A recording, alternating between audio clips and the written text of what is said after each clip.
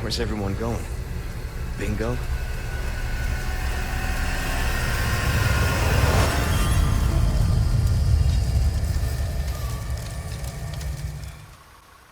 With Resident Evil 4 just around the corner, Capcom have blessed us with a demo for us all to try.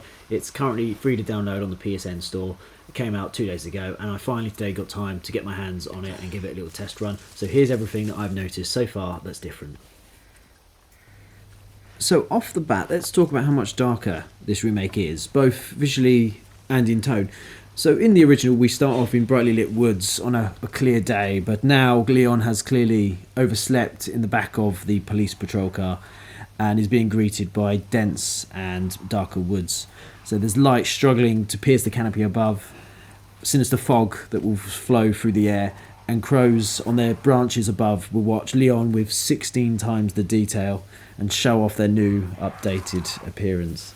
So it doesn't take long to see the upgraded and graphical rendering updates. I mean, animals lie strewn about the place, showing off the new blood effects that can be shown.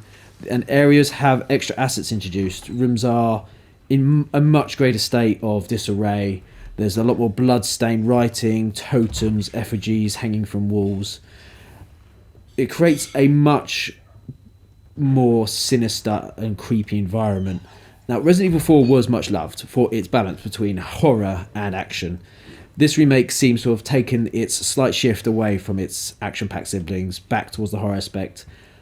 But don't worry, there are still hints of its over-the-top moments. Take this moment, for example, where Leon blocks a full-axe swing with his trusty knife. But this new, darker atmosphere from the start is a move I personally very much appreciate. So let's talk about the enemies. They will give you their little hints of the Las Plagas infection. So unlike the original, where you kind of assume they are zombies with slightly better motor functions, being able to use basic tools such as axes and pitchforks and things. In this one, they do give you little clues and little hints that there's actually more to it. You can see there's little tendrils coming out the side of their heads, things like that. It gives you a clue that the parasite is inside their bodies. Additionally, enemies now will mutate from the very beginning. So certain enemies, once you've defeated them, they will violently shake on the ground and then rise back up again. A lot stronger, faster, a lot more aggressive. And they will have tendrils coming out of their eyes, their necks, etc. It could very well be connected to headshots. I did feel that it seemed to occur more often in enemies that I'd done a couple of headshots into, which may mean that you want to change your tactics of attack. I like the idea of that. And you can stop the process, it seems, with a real time knife attack.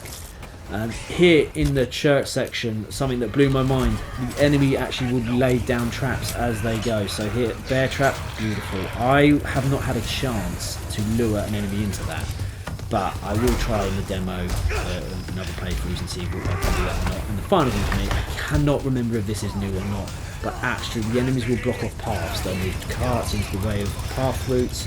The El Salvador here, knocking down a building so that you can go back that way. So they've kind of added in little elements that really flesh out these enemies. So moving on to combat, let's talk about how Leon has been neglecting the gun range these last 18 years.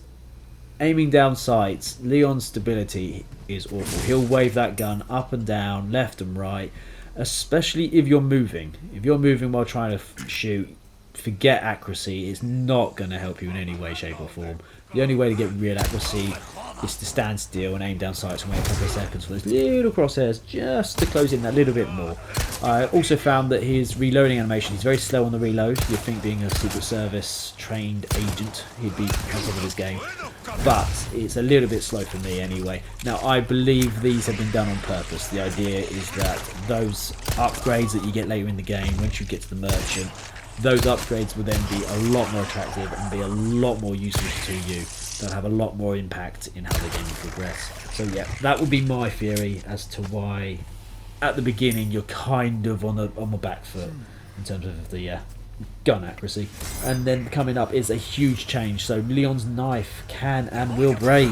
No longer can you spam your way through the whole game just knifing enemies on the floor or sit at the top of a ladder and knife anything climbing up over and over again. I would like to think that you can buy better knives. That opens the door to that idea, buying better knives or knife upgrades. That would be perfect. That'd be right up my street.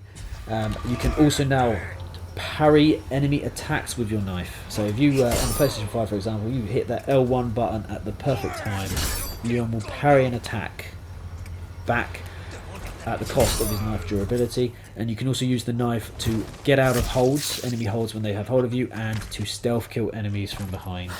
And then the final thing that I've noticed has changed in terms of the combat here is, well, a mechanic has been brought in from the newer Resident Evil games, and that's the ability to craft ammo.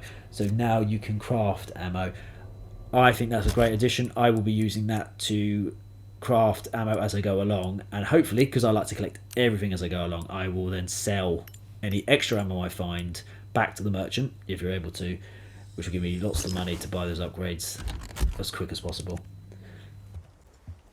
And that is it from me. I just wanted to show you two other little things. Number one, here at the beginning of the game, the dog that you used to be able to save is sadly already dead when you get to it. You can't save it. In the old game, you could save the dog, and it had a little extra effects later on in the game, but in the new remake, sadly, you can't do it. A nod towards the game being a bit more horror-based. And then the other thing I noticed was here in the church area, there's a wall that you can interact with when you have Ashley with you in the church area. And I don't remember that being possible in the original game, so it looks like you will have to backtrack to areas you've not been to before. Well, you hadn't been with Ashley, possibly to get maybe good upgrades, things like that. But that is it. That's it from me. This is not my usual type of content. You can probably tell by my lovely monotone voice, but yeah, I hope you found it enjoyable, learned some new things, and if you've learned anything else yourself that I haven't covered, please put it in the comment section below. I will read it. I respond in some form to every comment I get on my channel, and that's it from me. Thank you.